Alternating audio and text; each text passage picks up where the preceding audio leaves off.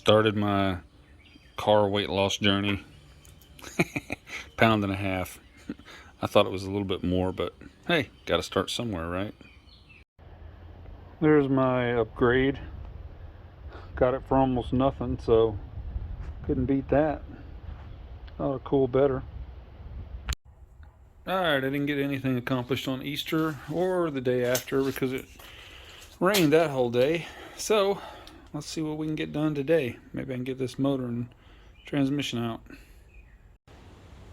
Okay, so after that last clip, I got absolutely nothing done. Got sidetracked again. So we'll see if we can get something done today. Alright, we're retiring the old Edelbrock Performer. Alright, we have gone beyond ridiculous now. I have the engine hoist hooked up to that one head, all 17 bolts out of it, and my 3-foot pry bar, and that thing is not breaking loose. Well, that was a new first. I had the hoist hooked up, tried this head first, figured I'd give this one a shot. Same thing. Had the hoist hooked up to it, lifting the whole car up. Using my 3-foot pry bar, trying to pry, no luck at all. Took the sledgehammer, smacked on it a few times, pried some more, no luck at all. I finally got the sledgehammer and started beating the head like I was trying to break it off the motor, and I finally got it loose. Unreal.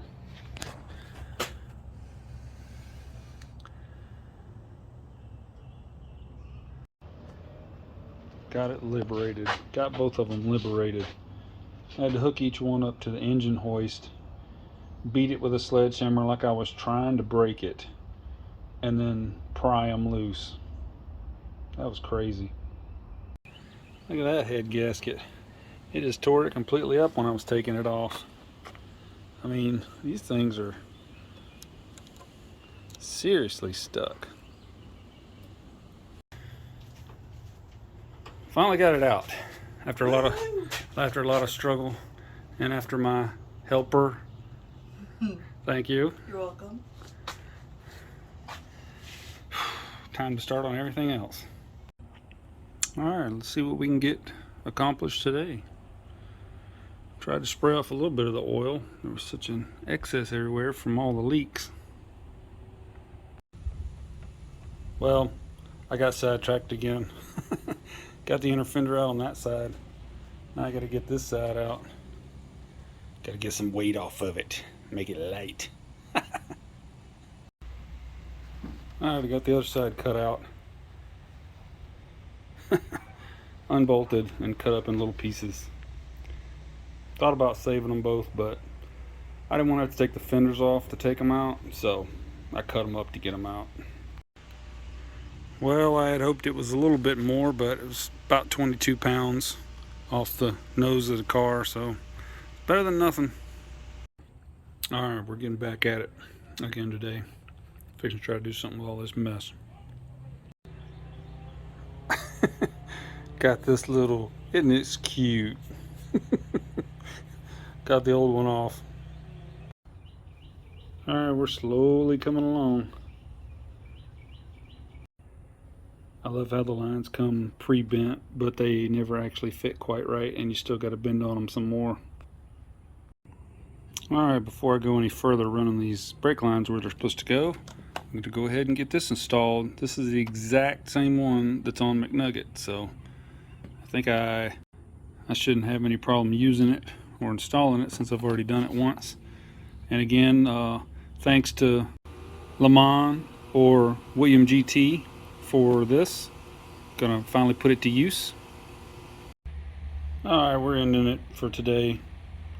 Still got an hour or two of daylight left, but got some other stuff to do, so at least we got something done. Alright, so I didn't get very far today. Kind of actually went backwards. Took the proportioning valve back off because they didn't send a fitting that goes in this end that feeds the rear brakes to connect the brake line to. So, gotta go to the store and find one of those. And, not to mention, these pre-bent, CNC pre-bent brake lines that came with the kit. don't make any sense the way they're bent. I've turned them and moved them all kind of different directions. The instructions that came with it were ridiculously primitive and don't help at all. So didn't really get anywhere today. Just frustrated. And I also started looking on how I was going to mount this and where I was going to mount it, and I'm thinking about attaching it to the bracket that the proportioning valve is bolted to. Not quite sure yet. Gotta wait till I get a few more adapters and pieces before I can start putting this stuff together, and I guess just bending those lines the way I need them to be, because that's ridiculous. Okay, so I came out here Saturday and Sunday and didn't get a lot of anything accomplished. Saturday I spent time trying to find a stupid fitting to go into the back of the proportioning valve. Instead I wound up finding a line that had the appropriate size end on it to go in there, because there was no fitting with it that a brake line could screw into. So now I've got that, and all I got to do is join the two brake lines together. But Sunday I wound up cleaning up my little storage building where I have most of the motor parts, trying to dig everything I needed out and all that stuff. So didn't get a lot accomplished then. Today is Monday and I didn't get nothing accomplished today. My daughter had an appointment that I had to take her to, which meant I couldn't get dirty after work, and then by the time we got back from her appointment, there's not enough daylight to get started, so today's a wash. Like I said, today's Monday and Saturday is dyno day, so I'm 900% sure that I'm not going to make it with this car. So I decided to fire up McNugget and get it loaded on the trailer, and it's back to not running again. Fuel pump won't turn on. Well, I tell you, this car loves me to death. There's no excuse for it not to be running. It was running at the end of last year, took it to the track, then I just parked it, and it's been sitting for several months. That's it. It's ridiculous. So it is not the update video that I'm sure anybody wanted to see, but it is what it is. Thanks for watching. Thanks for subscribing. Thanks for the likes. Thanks for the comments. We'll see y'all next time. The next video should be the dyno video. And I wish everybody luck that brings their cars, and I hope they make what they hope they're going to make.